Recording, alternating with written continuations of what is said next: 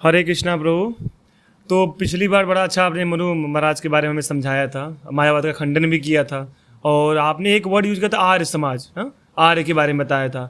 तो आप उसकी थोड़ा डिफिनेशन बताइए, क्योंकि आर्य समाज के लोग होते हैं वो क्या करते हैं, मूर्ति पूजा को बहुत निषेध मानते हैं और यज्ञ वगैरह करते हैं, और वो बिल्कुल भगवान को बहुत सिंपल मनुष्य मानते हैं। ये मेरे समझ से थोड़ा परे है। तो आप बताओ लोग आर्य है क्या, आर्य का मतलब क्या है, आर्य के बारे में थोड़ा डिस्क्राइब करो, कहाँ शास्त्रों में क्या क्या लिखा है उसके बारे में थोड़ा समझाओ मुझे। तो बहुत सिंपल सा बात है। देखिए, मैं ज़्यादा इसको हिस्ट्री से भी कर सकता हूँ कि हिस्ट्री में आर्य वर्ड कहाँ से आया कहाँ से नहीं आया, ठीक है, ये इसके ऊपर भी जा सकता हूँ। पर हमारे लिए सबसे बड़ी अथॉरिटी क्या है ये डिसाइड करना पड़ेगा ना। सबसे पहले अथॉरिटी हम लोग सनातन धर्म में मानते हैं कि सबसे बड़ी अथॉरिटी वेद है, ठीक है। हमें गौड़िया वैष्णव को इस बात से कोई दिक्कत नहीं है, ठीक है। कुछ लोग को लगता है कि वेद और उपनिषद पर सिर्फ उनका ही हक है।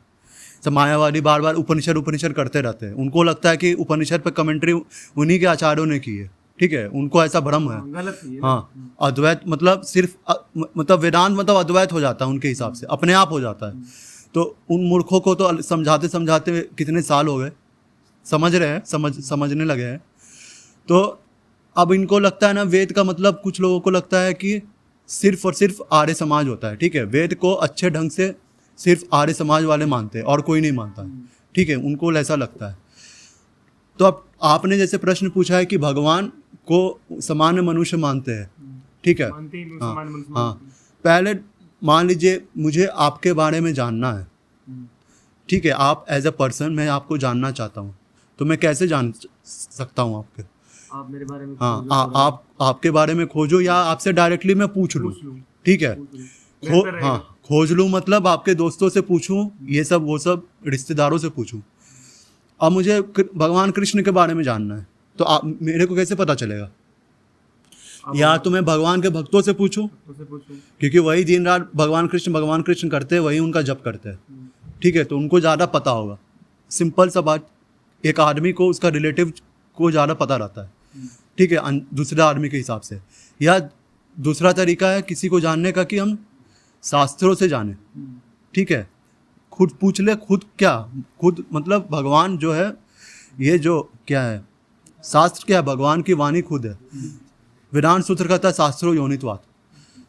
तो मैंने सुना है कि आर्य समाज को सुना है, अगर किस बात पर कंफर्मेशन नहीं है, अगर कोई कमेंट सेक्शन में बोल दे ऐसा है कि नहीं है, कि ये लोग वेदांत सूत्र को भी नहीं मानते, बस वेद को मानते। हाँ, बस वेद को मानते। मुझे इस बात पर हंसी आती है कि आप वेदांत सूत्र को क्यों नहीं मान रहे। वेदांत सूत्र किस चीज को एक्सप्लेन कर रहा है? उपनिषद को एक्सप्लेन कर रहा है ना, कोई तीसरी चीज को तो एक्सप्लेन नहीं कर रहा है। आप वेद मान रहे, तो आप बोल रहे हो कि आपको वेद पूरा पता है। एक तरफ बोले पूरा पता है, एक तरफ उसको मान नहीं रहे। हाँ, एक तरफ उसको पूरा मान नहीं रहे, क्योंकि वेदांत सूत्र क्यों लिखा गया है? वेदांत को एक्सप्लेन करने के लिए, एक्सप्लेनेशन है ना। आप उसको बोल रहे नहीं मानेंगे, तो फिर मैं भी कुछ भी बोल सकता हूँ, मैं नहीं मानूंगा, मेरे ऊपर है ना, मेरे ऊपर है कि मैं कुछ भी बोलूँ, मेरे नहीं मानूंगा। आप बोलते रहो कि भगवान कृष्ण को सामान्य मनुष्य मान रहे हो, ठीक है। वेद में आता है नारायण सुक्तम, वेद में आता है पुरुष सुक्तम, वेद में और अनेक सुक्तम है, ठीक है। उसके अनुसार भगवान का शरीर है, दिव्य शरीर है, जो सच्चिदानंद है, ठीक है। तैत्तरीय उपनिषद कहता है सत्य ज्ञानम अनंतम, ठीक है। वेदांत सूत्र करता है आनंद व्योभ्यासात्। तैत्तरीय उपनिषद फिर इसको बात को कंफर्म करता है कि भगवान का जो शरीर है दिव्य है। मुंडक उपनिषद खुलेआम बोलता है कि भगवान का जो है फॉर्म पर्सनल है। बृहद अरण्यक उपनिषद में ये चीज़ आता है, छांदोग्य उपनिषद में ये बात आता है। मतलब आप जितने उपनिषद का नाम लो तो ये आता ही आता है। अगर इस चीज़ को हटा दो, गोपाल तापनी उपनिषद पर आओ, तो वो तो बोलता ही बोलता है भगवान का फॉर्म है, ठीक है। तो जितने उपनिषद है, ठीक है, मैंने अनेक वीडियो बनाए रखे अपने चैनल पे जहाँ खुलेआम बताया गया कि भगवान का दिव्य शरीर है, ठीक है। तो इस बात से दिक्कत क्या आ रही है? आप उपनिषद के उन स्टेटमेंट्स को, वेद के उन स्टेटमेंट्स को क्यों निगलेक्ट कर रहे हो?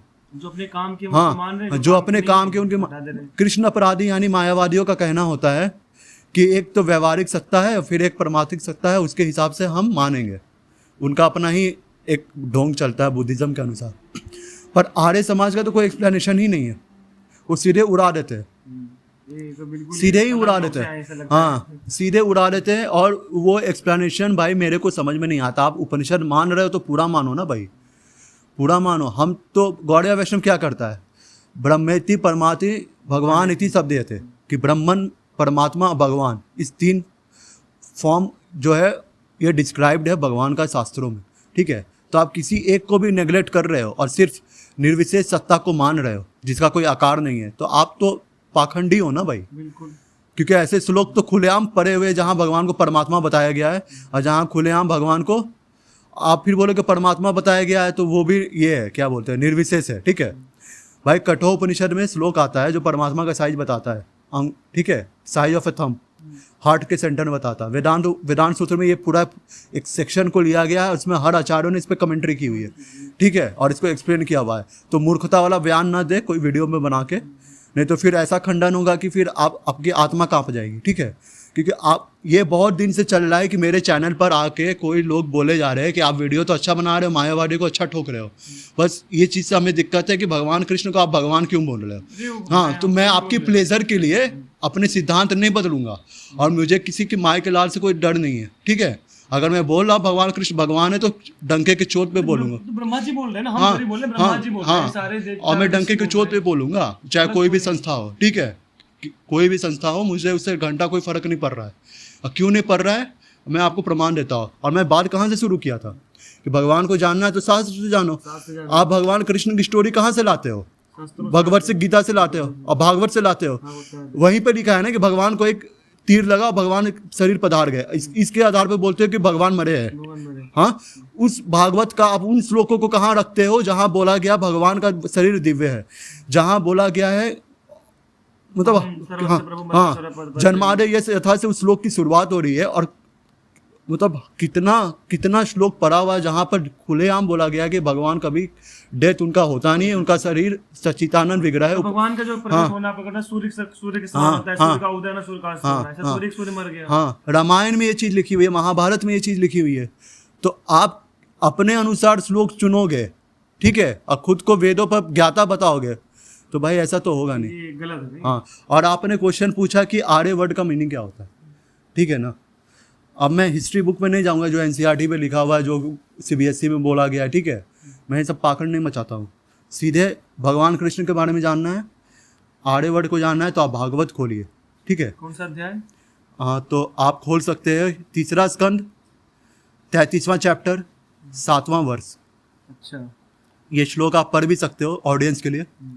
अहोवतम तपस्यो तो गर्यानाम यजिद्ग्राहे वर्तने नाम तुभ्यम ते पुस्तस्पते जुनु सुनार्था ब्रह्मा चुनुर्नाम गृह्णाति ये ते।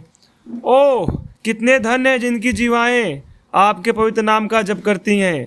कुत्ता खाने वाले वंश में उत्पन्न हुए भी ऐसे पुरुष पूजनीय हैं जो पुरुष आपकी पवित्र नाम का जप करते हैं।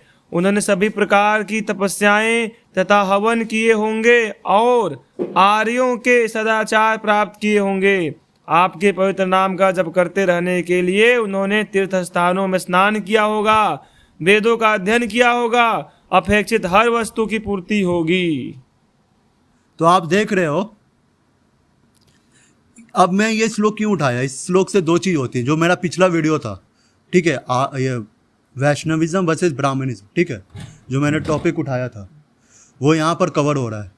और दूसरा टॉपिक ये कवर हो रहा है कि आर्य वर्ड कौन है, जो आज से रिलेटेड भी है, और मैं पिछले श्लोक से, पिछले वीडियो से भी रिलेटेड था। तो अब मैं धीरे धीरे करके इसको ऐसा सीरीज बनाने वाला हूँ ना जो यूट्यूब पे मौजूद नहीं है। और अनेक संप्रदाय ने जो पाखंड मचा के रखा है अनेक अनेक नामों से, मनुवाद के नाम से, ये वो दुराचार आसान को तो कितने वीडियो बना के एक्सपोज किया हुआ है। तो अब सबको मैं करूँगा, ठीक है, क्योंकि बर्दाश्त के बाहर हो रहा है हर चीज़। तो अब क्या है, यहाँ पर आर्य वर्ड आ रहा है। तो आर्य वर्ड किस संदर्भ में आया है, यहाँ क्या लिखा जा रहा है, the person who chant the holy name of your lordship must have executed all kinds of austerities and fire sacrifices and achieved all the good manners of the Aryans. Aryans कौन है, जो भगवान का जप कर रहे हैं, भागवत के अनुसार जो भगवान के कहे हुए चीज को मान रहे हैं। और ऐसे लोग ठीक है, अगर कोई डॉग ईटर कुत्ते का मांस खाने वाला इंसान भी अगर भगवान का नाम जप करता है तो वो इतना इतना क्वालिफाइड बन सकता है कि दे मस्ट हैव, मतलब भागवत खुद कह रही है, to be chanting the holy name of your lordship they must have bathed at holy places of pilgrimage, studied the Vedas and fulfilled everything required. ऐसे लोग ये होते हैं जिन्होंने वेद भी पढ़ रखा है पिछले जन्मों में, होली प्लेसेस बात भी कर चुके हैं, नहा चुके हैं, और हर चीज़ इन्होंने कर चुका है। कौन? जो भगवान का नाम ले रहे हैं। कुछ संप्रदाय ऐसी होती है जो भागवत को बहुत ग्लोरीफाई करती है, अरे भागवत ये, भागवत वो, भागवत ये। पर जब मानने की बात आती है ना, कि मानो भागवत जो ये बोल रहा है कि भगवान का नाम जप करने वाला भी, कुत्ता का मांस खाने वाला भी यज्ञ करने का अधिकारी हो जाता है, तो हाँ, तो यहाँ पर उनको दिक्कत होने लगती है। ठीक है, मध्वाचार्य ने अपने वेदांत सूत्र के भाष्य में क्या लिखा हुआ है, गरुड़ पुराण को कोट करते हुए, कि जो भागवत है वेदांत सूत्र पर कमेंट्री है। ठीक है, लिखा हुआ है ये बात। अब भागवत कहती है कि कुत्ता का मांस खाने वाला भी अगर भगवान का नाम जप कर रहा है तो वो वेद पढ़ने का अधिकारी है। ठीक है, तो पहले तो क्लियर करो ना, आप भागवत मानते हो कि भागवत नहीं मानते हो। अगर भागवत से ये स्टोरी उठाओगे कि भगवान का शरीर मरा हुआ है, स्टोरी कहाँ? ये बेवकूफ़ी है। हाँ, स्टोरी आप कहाँ? ये बेवकूफ़ी, अगर ऐसी बात की केवल गिने चुने लोग उठाने के नहीं, ये बस भागवत में तो भी लिखा हुआ भगवान का पवित्र नाम का जब भी करो, भगवान से लीलाएं भी लिखी हुई हैं, उसको नहीं मानना, बस ये मानना कि भगवान तीर से मर गए, तो ये गलत है ना। ये ऐसे नहीं, ये तो बस केवल अपना दुकान चलाने की बात हुई, अपनी दुकान जहाँ चल रही वहाँ चलाएंगे, नहीं चल रही बंद कर देंगे, तो ऐसा नहीं होता। अगर मान रहे तो पूरा मान, नहीं मान रहे तो बिल्कुल डिनाई कर दे, भैया मैं नहीं मानता भागवतम, तो ऐसा नहीं होना चाहिए। तो आप जब कहोगे कि नहीं गीता में कहा है, अरे गीता में तो कहा है कि भगवान का शरीर दिव्य है, जो मेरे पास टाइम पढ़ लेता है वो फिर इस श्लोक में आता नहीं है। हाँ, गीता में श्लोक ये भी लिखा है ना कि बहुना जन्मन्ते ज्ञान प्रवृत्ति वासुदेव सर्वमिते सह महात्मा सुदुर्लभ, कि हे अर्जुन बहुत जन्मों के पश्चात कोई असली में जान पाता है कि भगवान कृष्ण ही परम भगवान है। तो क्या है कि या उसके बाद जो जान जाता है उसके बाद वो मुक्त हो जाता है। तो ये कौन से बहादुरी हम इधर भटक रहे हैं, जब भगवान साफ साफ बोल रहे हैं कि तुम मेरी पूजा कर, वासुदेव सर्वमिति सह महात्मा सुदुर्लभ, तो इधर जाने कोई मतलब ही नहीं है। हमें चाहिए कि अगर भगवान तुम खुद बता रहे हैं कि तुम मेरा भजन करो, बहुना जन्मन्ते ज्ञान प्रवृत्ति वासुदेव सर्वमिति सह महात्मा सुदुर्लभ, कि हे अर्जुन हजारों हजार मनुष्य में कोई एक मनुष्य होता है जो मेरी तरफ उन्मुख होता है, जो मेरी बातों को मानता है, ऐसा महात्मा सुदुर्लभ है, बहुत ही मुश्किल से होते हैं। तो अब हमें भक्त बनना चाहिए, सिंपल सी बात है। ये फालतू वाले तर्कों में विश्वास नहीं करना चाहिए मेरे हिसाब से। तो ये बात सब जान रहे हैं ना, किसी को जानना है तो भाई, अब किसी पर्सन को जानना है तो उसके हर बात, उसके जो वो बता रहा है उसको सुनोगे ना।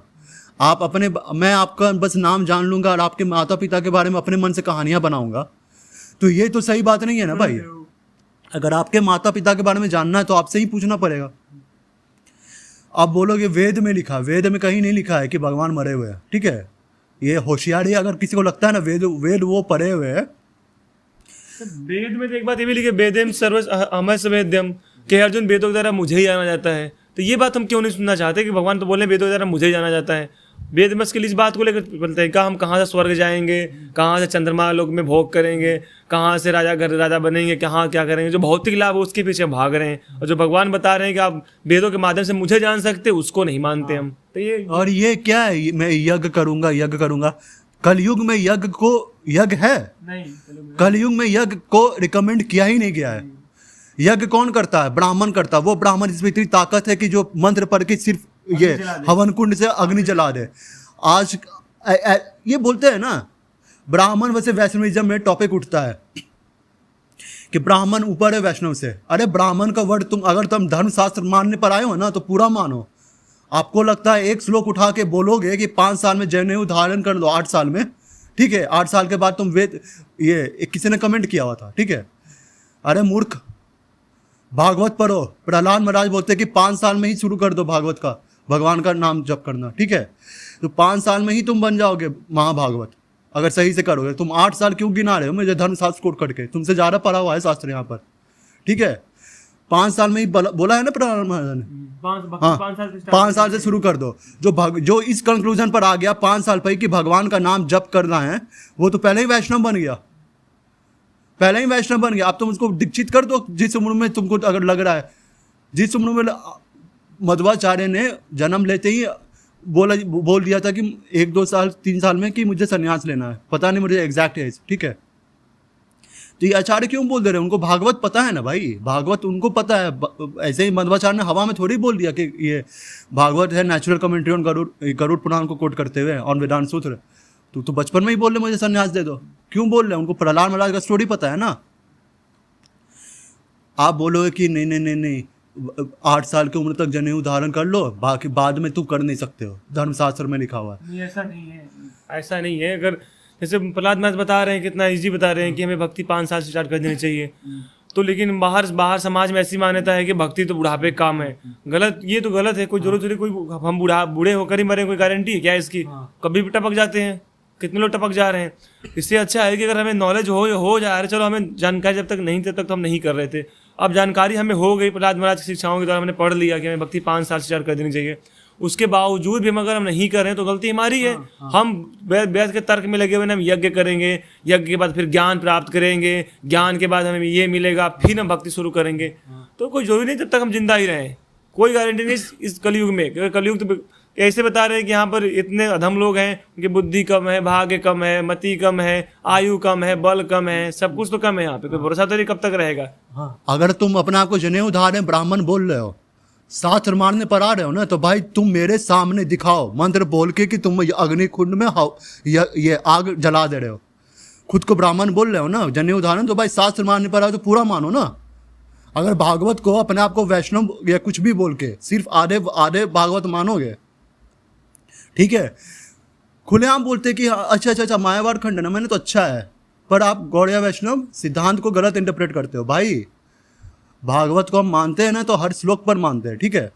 और अभी जो मैंने टॉपिक शुरू किया है ब्राह्मणिज्म वैसे वैष्णविज्म, अभी तो मैंने इस पर कुछ नहीं बोला है, अभी तो सिर्फ आर्य समाज और मायावाद के ऊपर मैंने बोला है। आज 2 दिन, तीसरे दिन से हम शुरू करेंगे पूरे शास्त्र को टटोलना ऊपर से नीचे, ठीक है।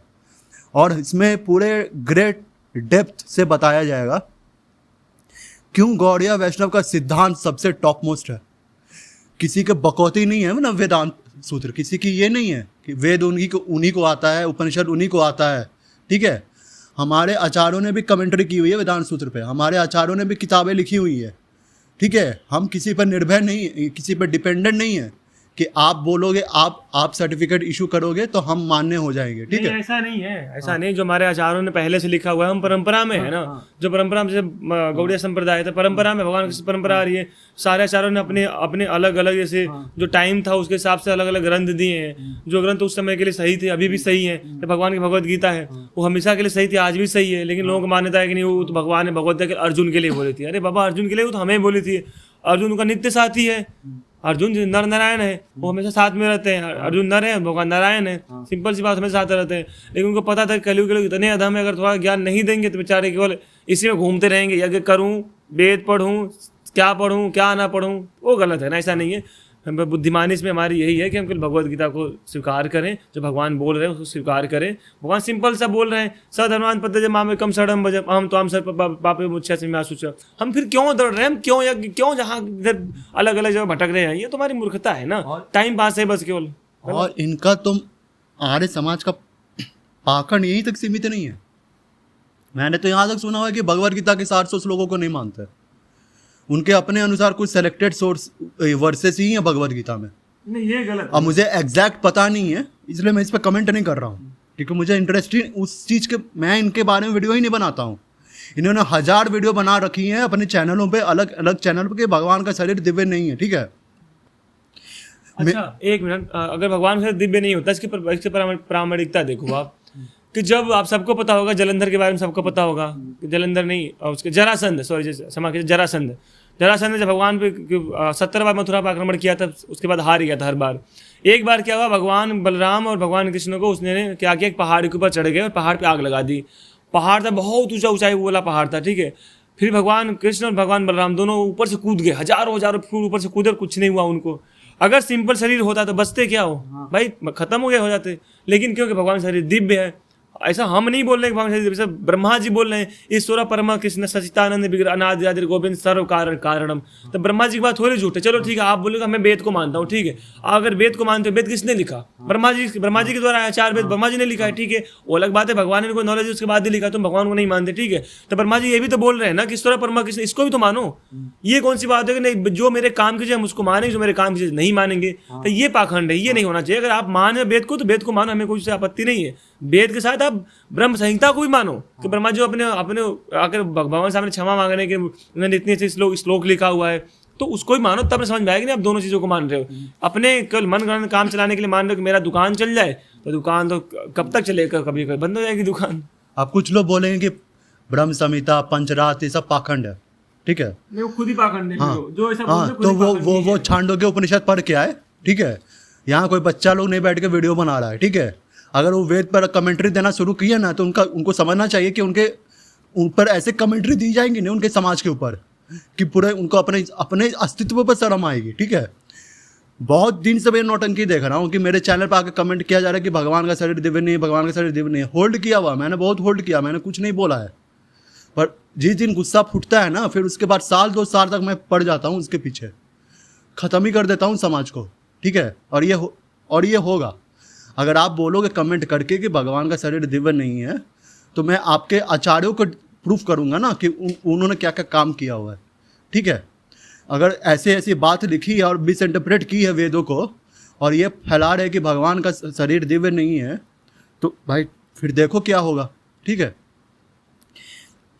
अनेक चैनलों में देखा कुछ लोग अपने आप को इतने धर्म ध्वजी बताते हैं कि बुद्धिज्म से ये करते हैं, तर्क वितर्क, बुद्धिस्ट को हराते हैं। ऐसे अनेक चैनल जो फेमस है यूट्यूब पे, और उसके बाद अंत में बोलेंगे कि भगवान निराकार है। वेद का एक दो ये उठाएंगे, मुझे पता है वो कौन सा उठाते हैं, और बोलते हैं कि यहाँ पर लिखा है भगवान का शरीर नहीं है, ठीक है। यहाँ उनको लगता है वेद उन्होंने ही पढ़ के रखा है। कितनी बड़ी मूर्खता है जो अपने बाप को बोलते हैं कि उनके मेरा तो हाथ है, मेरा पैर में सब कुछ है, मेरे बाप का ना तो हाथ है, ना पैर है, नाक है, ना कुछ है। भैया जब तुम्हारे शरीर है, तुम्हारा शरीर, तुम्हारे बाप का भी तो शरीर है, तभी तो तुम आए, कहाँ से आए? लेकिन हम क्या करते हैं, हमने थोड़ी सी नॉलेज ले ली, हम बोलते हैं हमारे बाप का शरीर ही नहीं है। तो ये कहाँ से आते, कहाँ कौन लोग हैं जो नहीं मानते कि भगवान शरीर निराकार है? निरंकार का अर्थ ये है कि भगवान शरीर हमारी तरह नहीं है, जो पंचभूत से बना हुआ शरीर है, पृथ्वी जल आकाश वायु अग्नि से, इस तरह से नहीं है। भगवान का दिव्य है, भगवान का शरीर, भगवान का आत्मा में कोई अंतर नहीं है। जैसे हमारे अंदर आत्मा है, आपने बता रहे थे कि छांदोपनिषद में लिखा हुआ है कि आत्मा का साइज दिया हुआ है कि आत्मा का साइज अग्रभाल के 10,000 बाकी बराबर होती है। तो उतना बड़ा जो पोर्शन इतने बड़े शरीर को चला रहा है, हाथी के शरीर को भी चला रहा है, तो ऐसे ही भगवान का शरीर जो है दिव्य है। भगवान शरीर और आत्मा में कोई अंतर नहीं है। ये इसका मतलब निरंकार का मतलब ये होता है। निरंकार का ये मतलब नहीं कि भगवान को इस आकार ही नहीं है, एक तू ही निरंकार बाकी सब आकार, वो गलत है, ऐसा नहीं। और मैंने तो वीडियो डाला हुआ है यूट्यूब पे श्रीपाद रामभद्राचार्य का, मैंने सोचा खुद ही एक्सप्लेन कर दूं, पर उन आचार्य ने बता रहा है कि निराकार वर्ड का मीनिंग ही नहीं होता है कि भगवान का आकार नहीं है। अगर होता तो अनाकार लिखा जाता संस्कृत के रूल के अनुसार। निराकार का कभी भी नी का प्रयोग हुआ ही नहीं है कोई चीज़ को डिनाई करने के लिए, ठीक है। निराकार का मतलब होता है कि भगवान का शरीर जो है वो बहुत ही ज़्यादा दिव्य है, उसकी उपमा इतनी ऊपर है कि उसकी कोई उपमा दी नहीं जा सकती, तब निराकार बोला जाता है। तो निराकार का मतलब ये नहीं होता है कि बॉडी है ही नहीं।